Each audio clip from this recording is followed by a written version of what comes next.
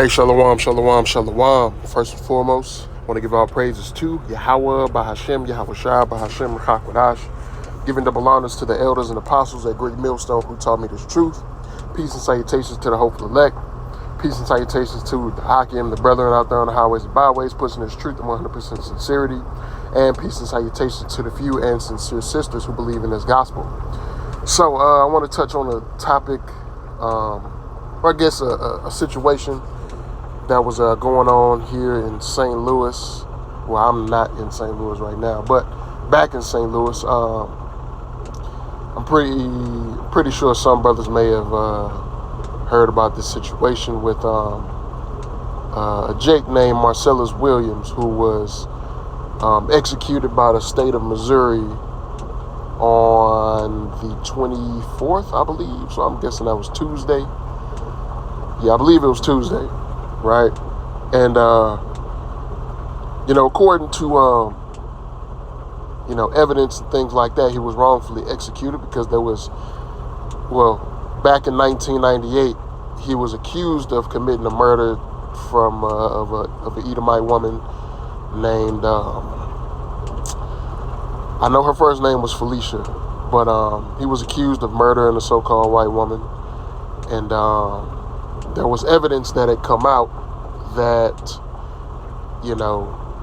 one, DNA was tampered with. He was convicted of the crime, but there was evidence, I believe, that came out that there was DNA that was tampered with.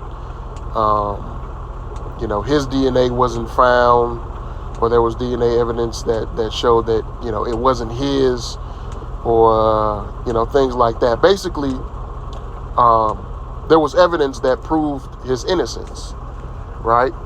And there was a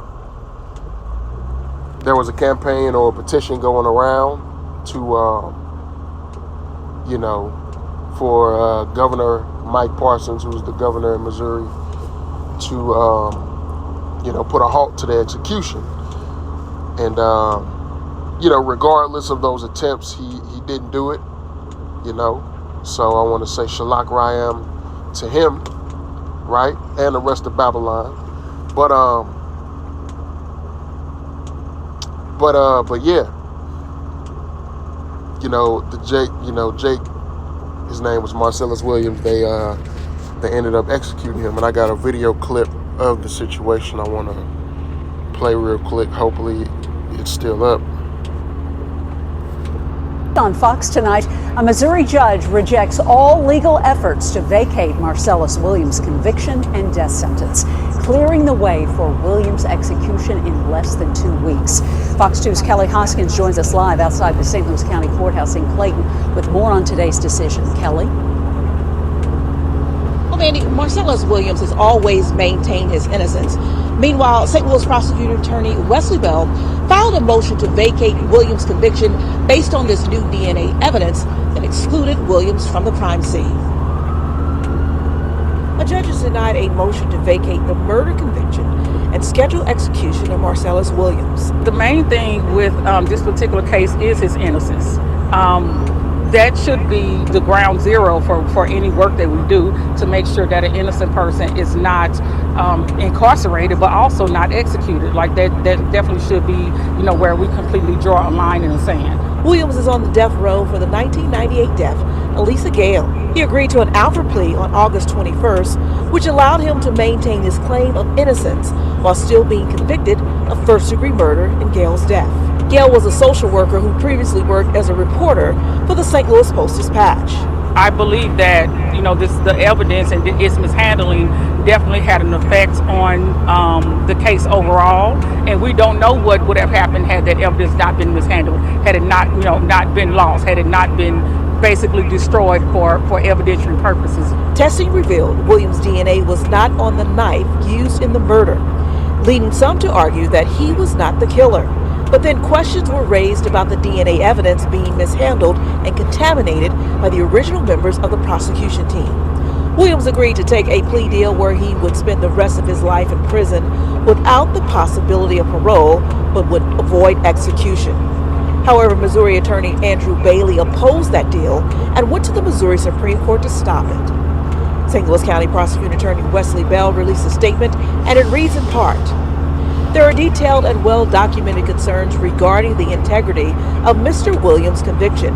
My office has done everything we could to bring those concerns before the courts and to demonstrate that the evidence in question is compromised." On Thursday, a judge said there is no basis for a court to find that Williams is innocent, and no court has made such a finding. Motion to vacate or set aside Williams' conviction and sentence is hereby denied. Defense attorney Herman Jemerson has represented people in numerous criminal cases and is saddened by the ruling. Today is a sad day for Missouri. It's a day that Missouri decided to tinker with death. It's a day that they decided that a man who's found innocent based on DNA evidence is now saying, forget that. We're going to find you, we're going to kill you anyway. A Marcellus Williams defense team say they will continue to pursue all options to try and stop the execution, which is set for September the 24th. Reporting live in Clayton, Kelly Hoskins, Fox 2 News. Right, so they actually did end up executing him, Marcellus Williams, right? And as you saw with the video here, there was DNA evidence that excluded him from the crime of that so-called white woman or supposed Edomite woman, back in 1998. So there was evidence that excluded him from the crime scene, which showed that, he didn't do it. But, these Edomites, primarily these ones that are over the court system here in Missouri, they just went on ahead and, executed this Jay. Now, there are some things. He was, Muslim and Islam and everything like that. But that's not necessarily the point of this video. The point is that, and of course, the scriptures say, how shall any man perish, if he be innocent, or shall the righteous perish, roughly paraphrasing Judges chapter 4, not Judges, but Job chapter 4, verse 7. But that's not necessarily the point of this video. It's the point of, he was proven to be innocent of a crime that he did not commit, but yet these Edomites still went on ahead with the execution. Actually went out of their way, where it seemed like they went out of their way to, deny the motion to, I don't know the right word. I guess I want to say exonerate, but basically just prove his innocence in the Supreme Court and stop the execution. Right? These Edomites went out their way to go ahead and do it. Usually, when things like this happens, it's usually a cover-up. You know what I'm saying? It's usually a cover-up for something else. They probably know who the real killer is, and they're probably just covering it up, and in the meantime, executing or sacrificing an Israelite man, right? But nonetheless, let's go ahead and go into the scriptures, right? Because also I want to say this, because there's other videos. There was a video, I guess, I believe it was his son, and his son was saying, his wishes were before he passed away or before he was executed was, to not riot, to not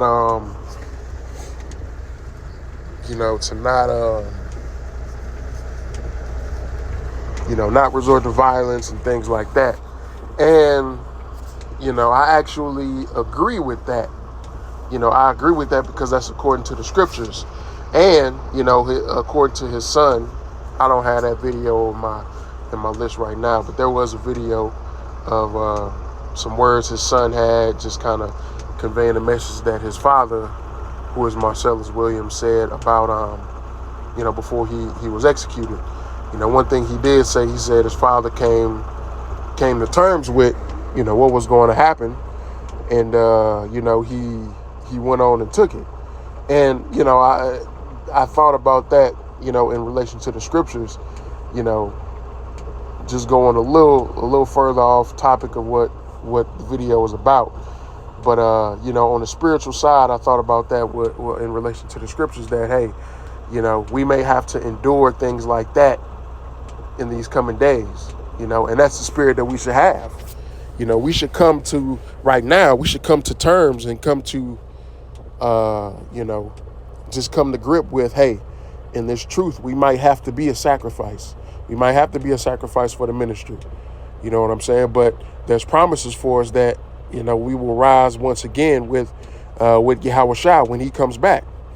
You know what I'm saying? The dead shall rise with Yahweh Shai, right? So that was just a spiritual aspect of this, one of the spiritual aspects of this situation that I took. Also, this devil is a persecutor of the innocent. Those who did no wrong. Not necessarily did anything wrong, but this devil, for their own wicked agendas, their own evil agendas, will be willing to sacrifice, people like, Jake and Israelites and things like that, right? So that's the world that we live in right now, and when Yahweh Shah comes back, the Lord is going to take this place down and set things in the right order, right? So look, this is Proverbs chapter 6 and verse 16. It says, these 6 things doeth the Lord hate, yea, 7 are an abomination unto him: a proud look, a lying tongue, which is these Edomites, and hands that shed innocent blood, a heart that devises with wicked imaginations, feet that be swift in running to mischief, a false witness that speaketh lies, and he that soweth discord among brethren, right? So Yahweh Ba'ashem Yahweh Shai hates those who shed the blood of the innocent, right? Those who committed no crime, those who did no wrong, but are still dealt the hand of death anyway for someone else's wicked agenda. You know what I'm saying? Right? So and Esau has done a lot of that here in Babylon the Great. Esau has shed a lot of innocent blood here in Babylon the Great, especially when it comes to the northern kingdom, especially when it comes to the southern kingdom here.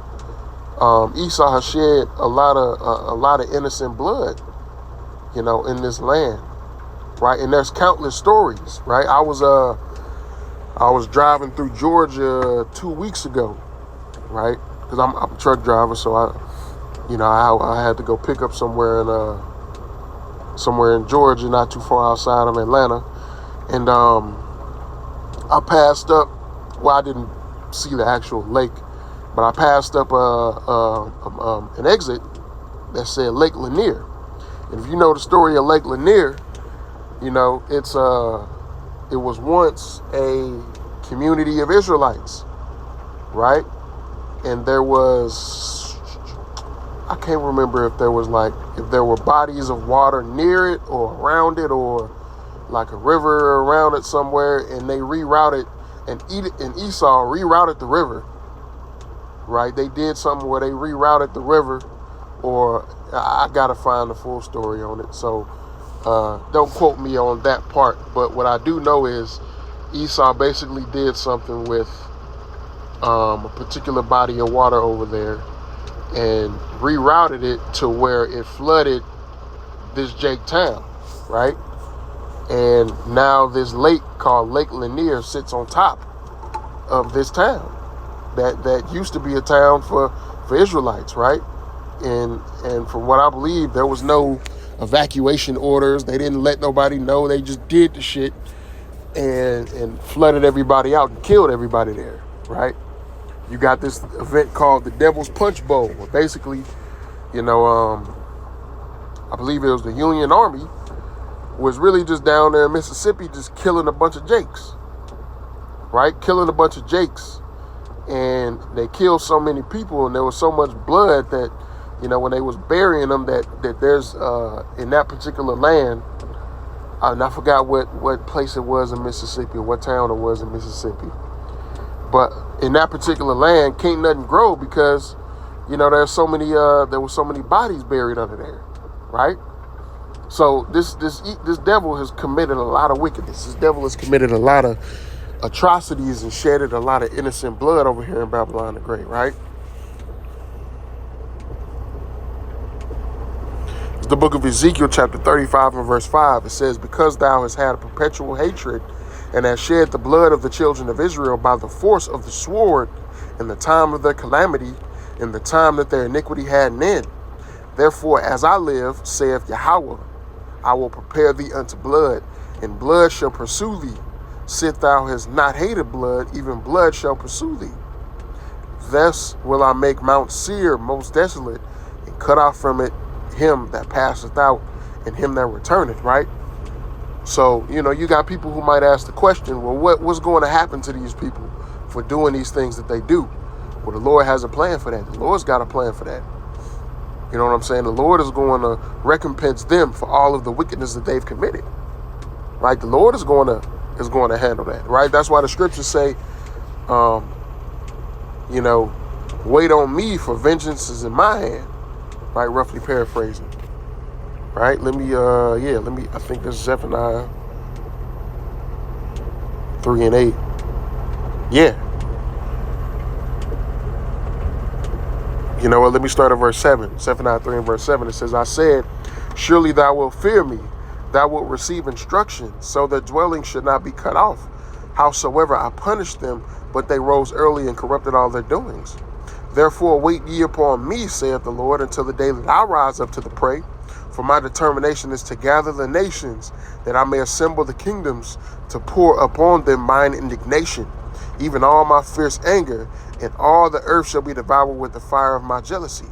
For then I will turn to the people a pure language, that they may call upon the name of the Lord, to serve him with one consent, right? And so that's why the Lord's saying, wait upon me, because I'm going to turn to the prey, right? I'm going to be the one to handle this situation. I'm going to be the one to handle these things that you suffer, that they're causing y'all they're causing my people to suffer, right? The Lord is going to repay them for us, right? And those are the elect, man. The elect men, right? They're going to have a partaking in that, right? Because the Lord is going to turn fishers into hunters, right? Right now we're fishermen, right? We're fishing with the word, we're fishing with the spirit for the elect, right? But once the elect is sealed and the destruction is past, and it's time to the destruction is the beginning of the punishment of these nations, mainly Esau. But the Lord's going to turn us into hunters, right? And we're going to hunt out the elite. We're going to hunt out, the top men of these nations, right? And we're going to put them to work, right? We're going to give them a recompense for the things that they've done, right? And for 1,000 years, we're going to have all of the nations in captivity, right? But Esau, Edom, after 1,000 years, right, is going to be gathered up, and they're all going to be destroyed. They're all going to be put away from the earth, right? They're all going to be exterminated. You know what I'm saying? Let me go here. This last one.